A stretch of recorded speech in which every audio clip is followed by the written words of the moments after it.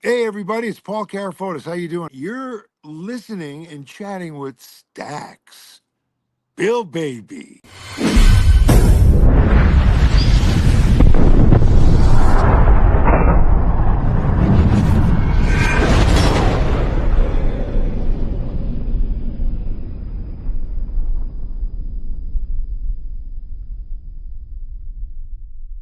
Welcome to this episode of Chatting with Staxx. I'm your host, Bill Staxx, and today I got Paul Carafotes. What's up, Paul? Blind date? You were in Dragnet. Well, I mean, I did the new version of Dragnet. What year was it? Oh my God. So that was around 80. 89. Yeah, somewhere. I don't, it's hard to remember exactly the dates. Do you remember But Jack O'Halloran?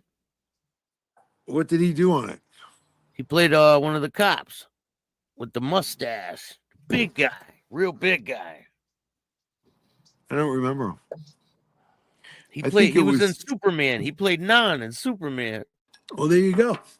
And he played the tugboat captain in King Kong. Oh. Well, yeah. All right, good for him. Yeah, he's a great guy. I've interviewed him quite a few times. He was in Dragnet. You were in a lot of movies, I see here. A lot of movies and shows. Over 49. Yeah, I've done a few things. I mean, there's other guys. Chris McDonald, who was on Thelma and Louise. We knew each other back when they were doing Grease 2, and we auditioned over at Paramount. Like it was a 3-week extravaganza. They had to sing and dance, and Jackie Birch, who was directing that, kept bringing me off, into a little cubicle saying, "I want you to test for the lead. I want you to test." And I kept saying, "No way, I don't want to take that pressure of the John Travolta sort of character." I should have said yes, but that was I'm getting to is that Chris McDonald ended up in the movie and I didn't. And years later we became pals and I had a little radio show and I interviewed him. And he said, "The difference between you and me, Paul, is I said yes to everything. You said no." And if I've learned anything at this point in my life, I say yes to everything. So he taught me a lesson. It took a long time to learn that because I could tell you there's a million things I said no to. And, pilots and shows and, fame. They offered me fame after heading for Broadway. I said, I already played a dancer. I don't want to do another dancer. I wanted, I considered myself an actor that I was looking for more. And that was, mostly I was afraid because it was a lot of work. And I just didn't want to kill myself because that's what I did on heading for Broadway. I didn't have any dance background. And I had to work like 6-8 hours a day in dance classes and learning these routines. And I was working with, people that were, chorus line and dancing on Broadway. I mean, those were all professionals. And, I was scared out of my wits, dancing with these people. I didn't have a clue what I was doing. But I seem to have been able to know enough and, got through it. So when fame came along, I didn't want to do it, which was silly. But there were many of those throughout my career that I should have said yes to. But I learned that later in life. So if How you're do out there you? listening and Yeah. you want to, when you say no, nothing happens. When you say yes, anything's possible, which is the motto of Charlie Bubbles in my series of Charlie Bubbles storybooks for children. And we also have charliebubbles.com. We have a nonprofit, Charlie Bubbles Cares for Kids. And one of the mottos in those books is to say yes to life. Because when you say no, nothing happens. So, and you can get those Yeah, just books like on Amazon. Come on. if you don't You ask, gotta, the answer is always going to be no if you don't ask, right? yeah, Yeah. what you're going through, Bill. You're trying to get projects off the ground. It's hard. This is How do not you a, deal with it's not a career for pussies. No. How do you deal with rejection? Like when people say no, or you don't get the role that you want, things aren't going great. How do you deal with that? Well, back in the day, I'd drink. And, I'm It's all sober. better. Me too. Hey, 22 me years. too. Yeah, good for I you. used to do the same Attaboy. thing. The thing about the drinking portion of this is my life was that I drank to, have a good time. And eventually, when things went well, I drank to dream a bigger dream. And when things went bad, I drank for oblivion. As we all know, it's a disease. Alcoholism is a disease that wants to kill you, isolate you, and take you out. And, it's the only disease you can have that tells you you haven't got it.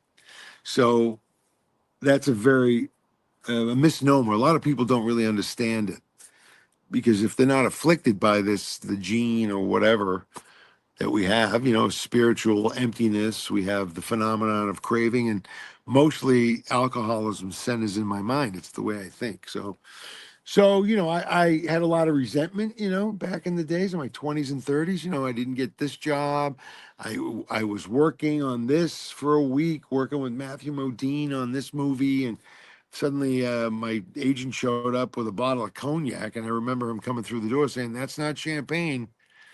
So you get a lot of disappointment. It's a life filled with disappointment, and back then that's how I dealt with it. Now, I my life really changed 17 years ago. Now, 22 years ago is when I stopped all the craziness. But when my son Charlie was born 17 years ago, that's when I made the decision that I waited a long time to be a dad. I was 48 years old, and then I was going to spend my time raising that boy. So he came first. He was, he was number one priority. And I did shows. I did all about Walken. We did a show about Christopher Walken, and I had auditions and lunch dates, and he came everywhere with me. So his mother went right back to work. So then, more or less, I fed him, raised him, read to him, and that's where the idea of Charlie Bubbles came, because I used to blow bubbles off my tongue when he was a baby and sit on my chest. And that was the first reaction in a way that he really liked, and you could see him smiling and little giggles. And I went to the dad, put him down for a nap, and I said, I wonder if what would happen, Charlie, Charlie Bubbles. Hmm. What if a little baby could blow a bubble big enough and it take him, transport him from place to place? And what kind of kid would he be? Who would he meet? What would happen to him? And that's how that Charlie Bubbles thing began.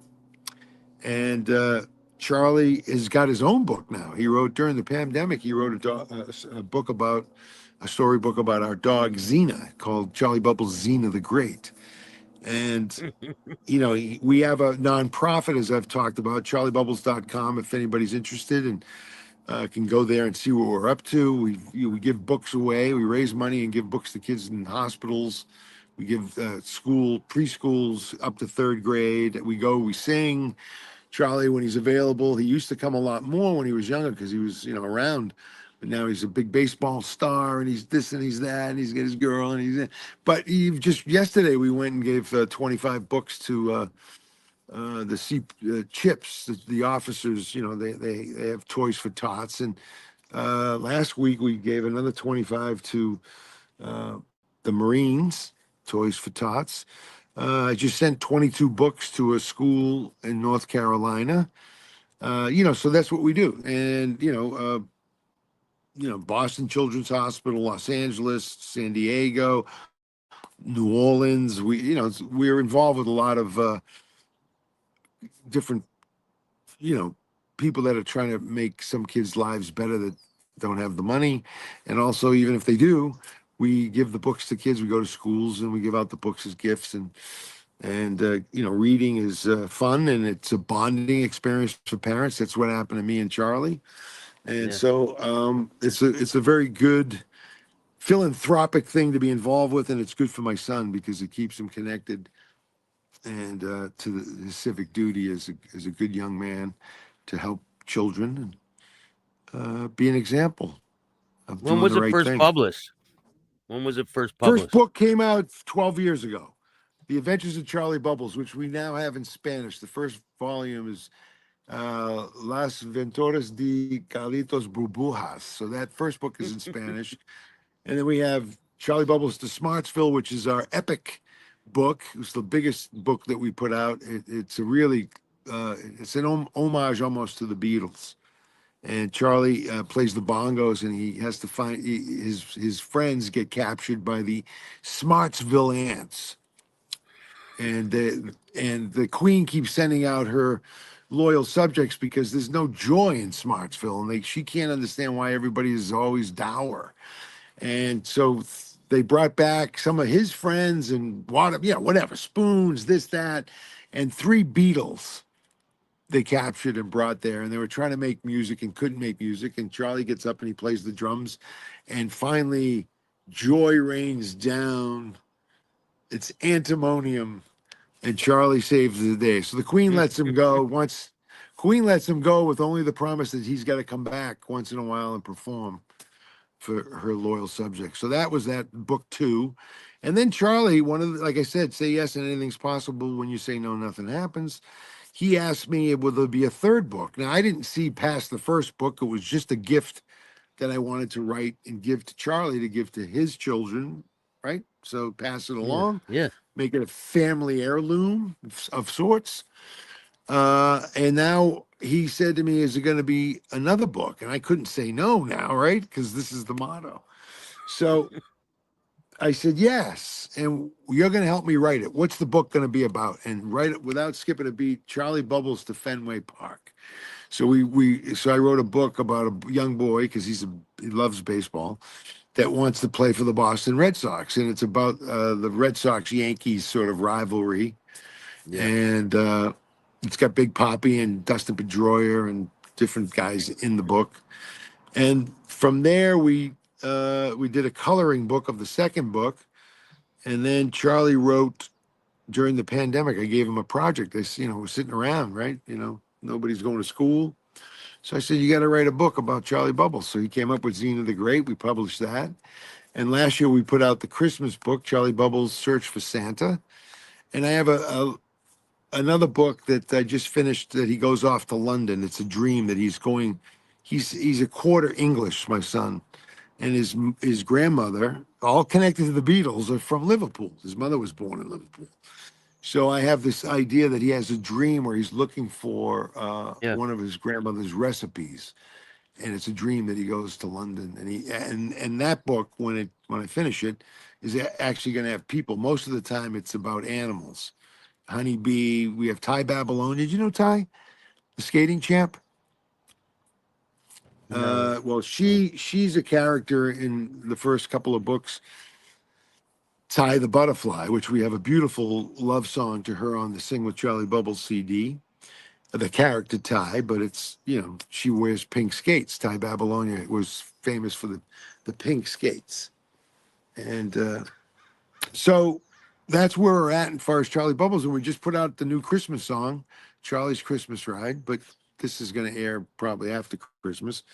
But that's available too, iTunes and everywhere, Spotify and all Yeah, kinds I'll of put a places. link So for all we're, this stuff in the description. I'll put a link oh, for that'd be great. everything. Yeah. That'd be great. How hard was it for you to stay sober in LA and like That was being difficult. around people? Yeah, being around Yeah, people that are that was difficult because all my friends drank and everybody was partaking in all the various insanities that actors and most people that are in struggling with their emotional side of life. This was our way out. So that was difficult because all my friends were actors and people in the business, directors and producers, and so every time you went out, there's always alcohol. You go to a restaurant, you go to a bar. So the early stages of sobriety was very difficult to get through. I mean, I got on my hands and knees a few times and prayed, uh, you know, to God for thanks that they wanted me to, people were coming to town. We're going to go up to the hotel. We're going to get the guys going to come and drop off the little packages and the girls and the things. So, and I was driving, following people, a caravan back to the hotel, and I'd just peel off and go home.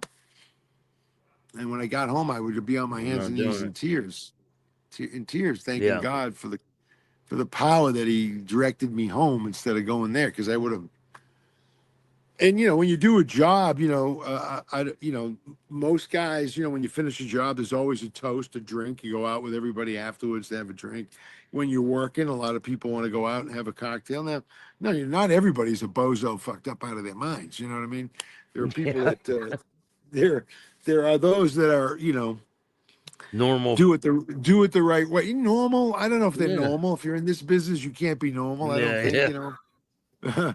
No, But normal drinkers. I mean, like they can yes, drink, no yes. problem. They don't go to prison. They don't go to jail. Yeah, they don't get arrested. They don't. Yes, they're not in handcuffs. Holidays roll around now, and I'm not in any trouble. Has the landscape in LA changed a lot since you've been there with the people and Well, the business has changed. You know what I mean? It's not like it used to be. I mean, there were 3 networks when I got here, and that was it. Now it's everything's streaming, and the business has changed. I don't know. Like I have worked enough to have a retirement. Like anybody coming in the business now, I don't know how they're going to do it. It seemingly seems, it looks like the landscape looks like there's a lot more. There's all this stuff going on, but I don't know who the hell, how it's working. I mean, I'm like a old timer now. yeah? You know what I mean? If I was 20 years old coming here, I wouldn't know what to do. What do you think of Uh, AI getting involved with this plus, with the plus, what movies and all happened that? was this is the biggest change. I liked going to meetings. You get an audition. Most times they wanted to meet you. And I got a lot of jobs just sitting in the room talking to people. No reading was involved. And Yeah, once the pandemic came, that was it. It was all online, and that was happening, beforehand. I remember when they were doing the computer thing started to happen, the internet. Oh, you could just send in a tape. You can. And I didn't like that. I wanted to go say hello and go meet people. Now, some aspects were easier. yeah, You didn't have to get in your car and drive across town, fight the LA traffic, 2 hours back and forth for 3 minutes in a room. You know what I mean? So you make a tape at home and you send it in. But yeah. it's really out of your control that way. I mean, they're starting to bring back a little bit more now, live meetings, but not many. Still mostly, I got cast in Tulsa King off an audition tape. So, and that's only happened to me a few We'll, times. we'll talk about Tulsa King in a minute. So what do you think about them picking people to be in movies who have large followings on Instagram and they go by that instead of their Yeah, no, acting well, that's ability? the new, that's all part of the new game now. How many people are following you on Instagram? How many people you got on, Facebook? That to me is, I don't understand that. I don't know what that I don't means. I either. mean, you can go out and pay some company to give you 20,000 followers. Yeah, You know what I yeah. mean? It's not real. I know, I So know. I don't understand it. That's a conundrum for me. I understand from a producer standpoint that you have a lot of followers. They're going to get some more people watching whatever you're in. Um, in today's world, you can go back on, you can go Do on a YouTube and promotion watch for them. yeah. The Well, I actors. mean, yeah, but you have Do to they like sign. back You in the have to sign day? the. You have to They would sign the never DA. They have. don't. They don't Yeah. want you talking about. No, you got to sign a thing saying you're not going to talk about the project No, I'm before talking it about comes when out. it's done. Back in the day, they would never have the actor promoting it on their own page, right? I don't know. I mean, that didn't. When I got to Hollywood, there was a book, The Actor's Guide, or I forget what it was called now, but it was a giant encyclopedia. There were 3 of them, and you used to pay $150 or whatever it was, and they put your picture in there, like a serious shot, and then a smiley shot, and you'd list your agent and manager, and maybe your credits. I don't know if they did that at that time, but it was just a giant encyclopedia of actors.